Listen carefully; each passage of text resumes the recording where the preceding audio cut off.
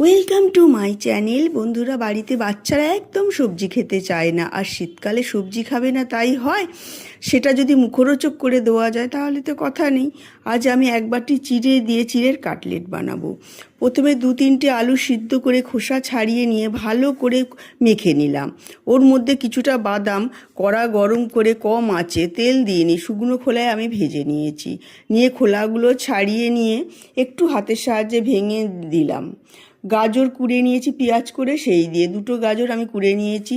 কিছুটা মটরশুঁটি ছাড়িয়ে নিয়েছি কচি, তাই আমি সিদ্ধ করিনি, আপনারা চাইলে সিদ্ধ করেও দিতে পারেন।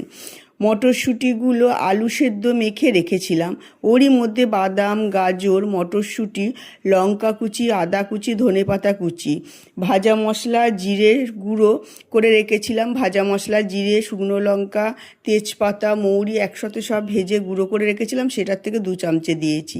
পেঁয়াজ আদা বেটে রেখে দিয়েছিলাম, সেখান থেকে 2 চামচে দিয়েছি।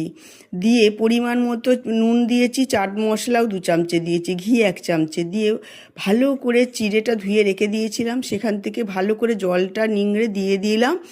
দিয়ে ভালো করে মেখে নিয়েছি। নিয়ে সব কিছু আলু সব মশলা টশলা একসাথে মেখে নিয়ে কাটলেটের মতো আকার দিয়ে করে নিলাম। আপনারা চাইলে যেমন ইচ্ছা তেমন করতে পারেন। আর 2 চামচে বেসন ওর মধ্যে দিতেই পারেন, আমি দিইনি। যদি মনে করেন আলুগুলো একটু নরম হয়ে গেছে তাহলে 2 চামচে বেসন দিয়ে নেবেন, তাহলে ঠিকঠাক থাকবে। আর ছোট ছোট করে পেঁয়াজ কেটেও দিতে পারেন, আমি দিইনি। এবার কড়াই গরম করে সাদা তেল গরম হয়ে গেলে কাটলেটগুলো খুব কম আঁচে ভেজে তুলে নিলাম। অন্যদিকে কিছুটা ধনেপাতা ধুয়ে নিয়েছি, 3-4 কোয়া রসুন 2টো কাঁচা লঙ্কা ছোট একটি দেশি টমেটো দিয়েছি, দিয়ে মিক্সিতে বেটে নিলাম। কড়াই একটু গরম তেল করে ওর মধ্যে আমি তেলটাকে দিয়ে গরম হলে নেড়ে নিয়েছি, সামান্য নুন আর মিষ্টি দিয়েছি। আপনারা চাইলে এটা কাঁচাও রাখতে পারেন। বন্ধুরা, কাটলেটগুলো এত মচমচে আর সুন্দর হয়েছে, বাচ্চারা থেকে বড় সবাই চেটেপুটে খাবে।